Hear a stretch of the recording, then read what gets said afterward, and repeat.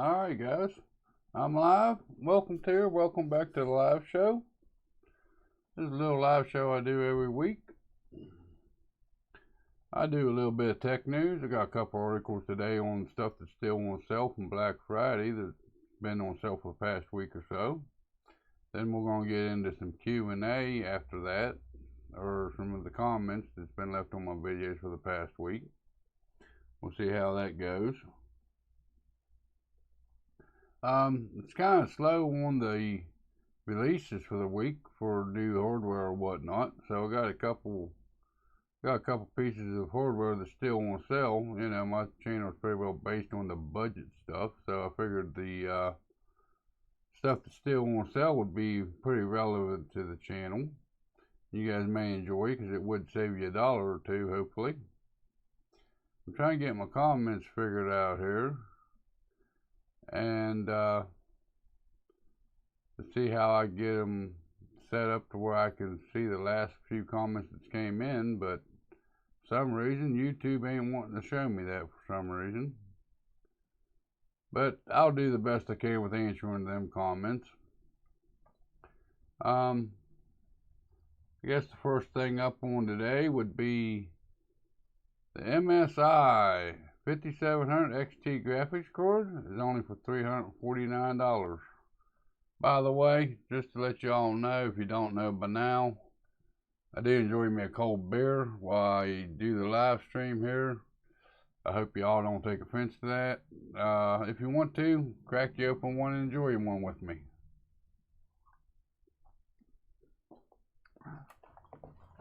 This one here I was kind of leery about putting out there. This is the MSI Evoke graphics card. And why I was leery about this is it's on sale now for $349, which I got it pulled up here. It's $429. You got a promotional code, which is 10% off. Okay, plus a $30 mail-in rebate, which brings it down to that price point.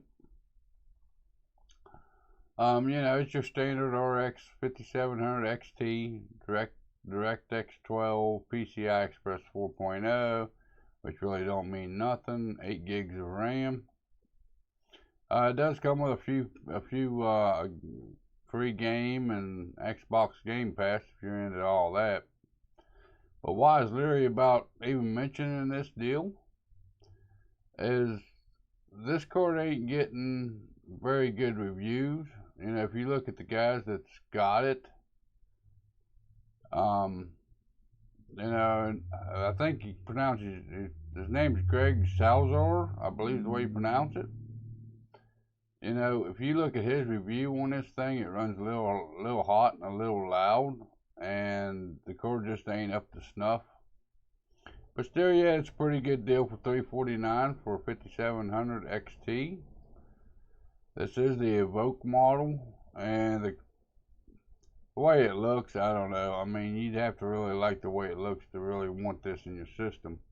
Of course, that ain't the way you'd look at it. You'd be looking at this top shroud up here. So it is golden color, but there's a little bit of heat issues with it, a little bit of temperature issues with it, and it's because of the thermal pads that they use.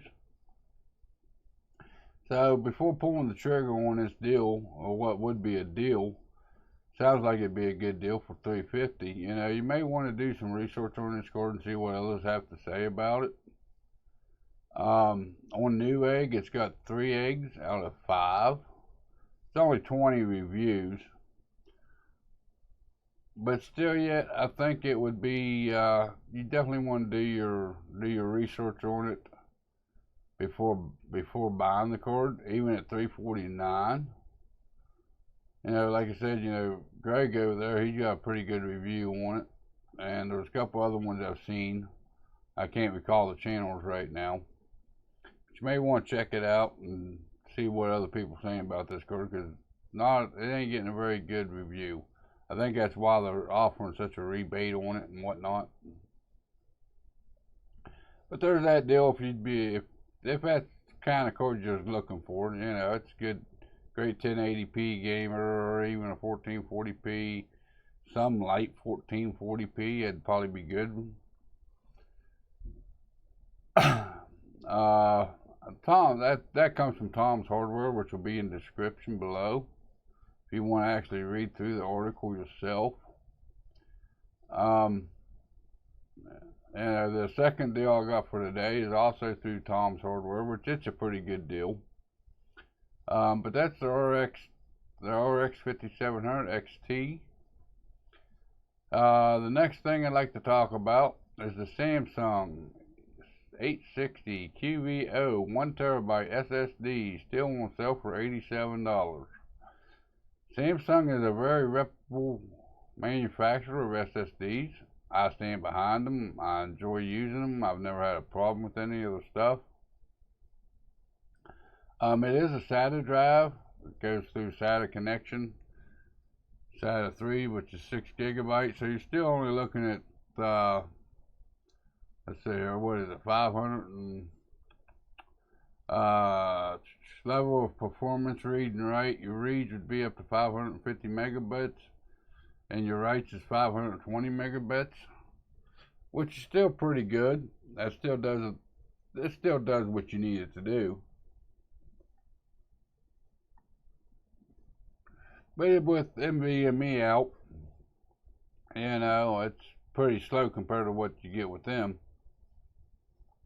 But for $89, sounds like it's a pretty good deal. And it's got great ratings here on Newegg, 4.7 stars out of 5.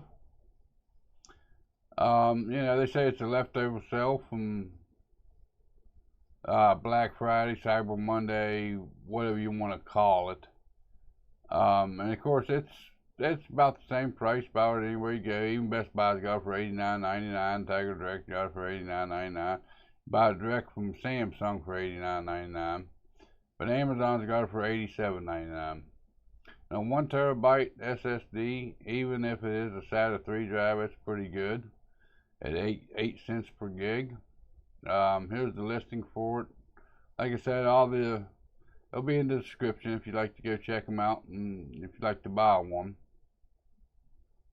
I went on to Newegg and did a search for 1TB SSD, SATA 3, 6 gigabyte per second.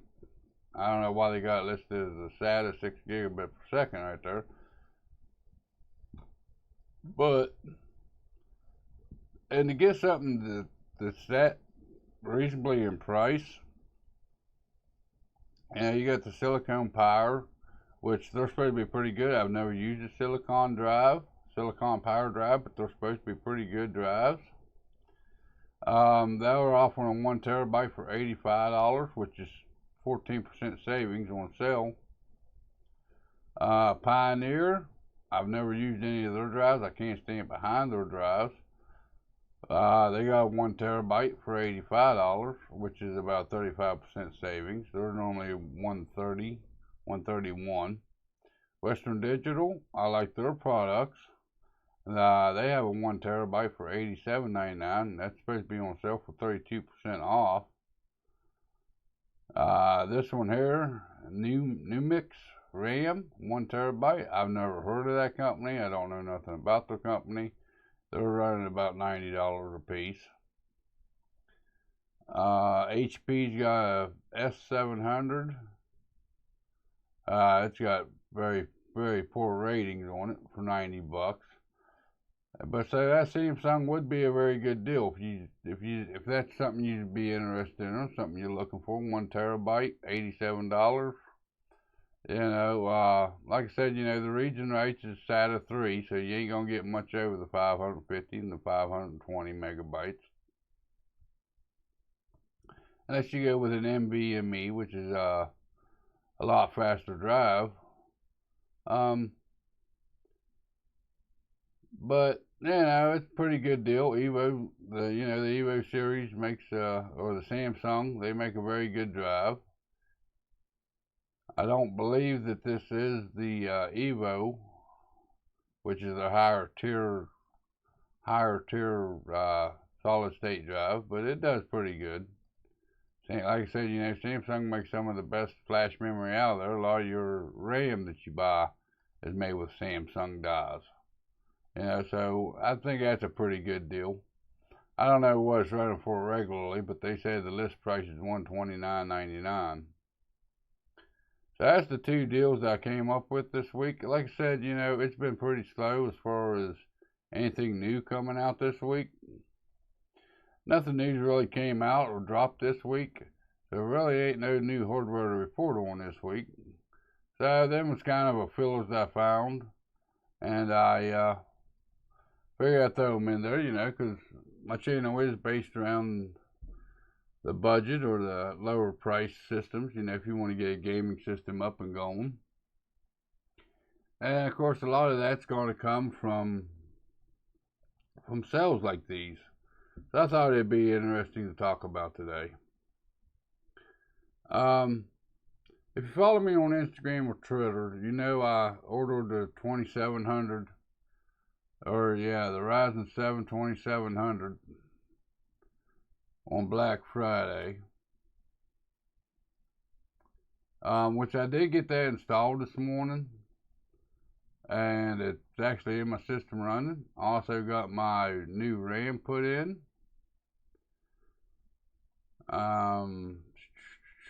Let me see here.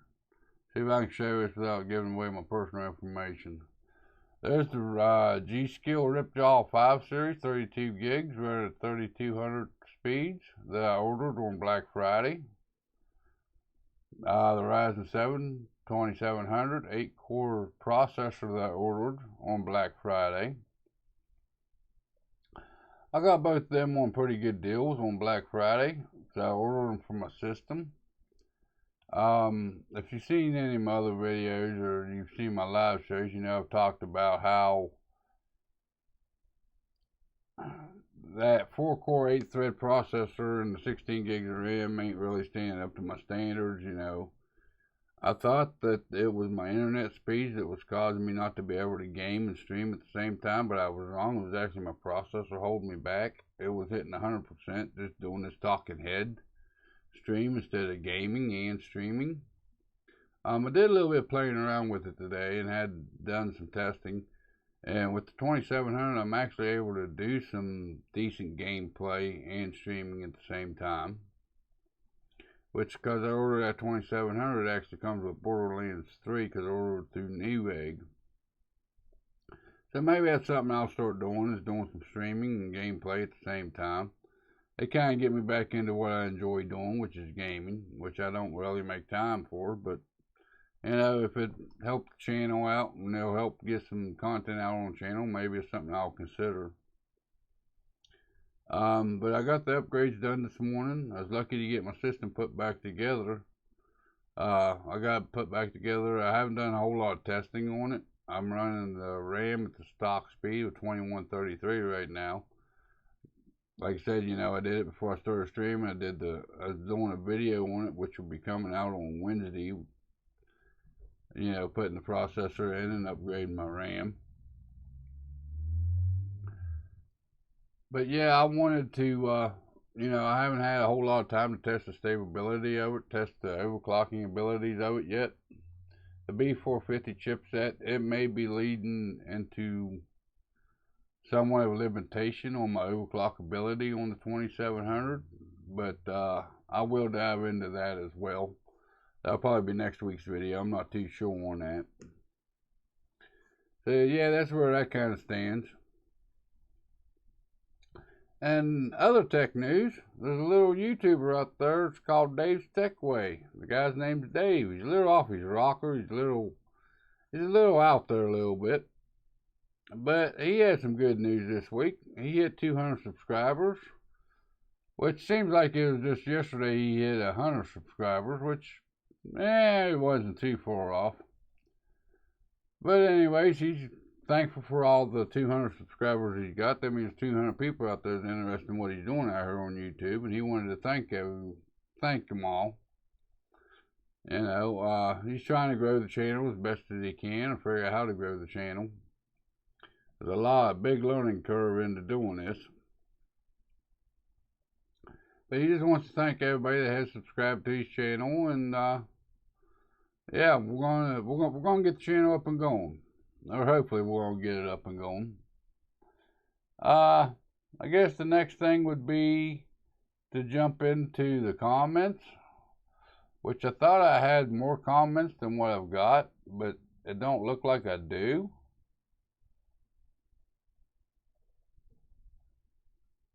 Hold on a second, guys.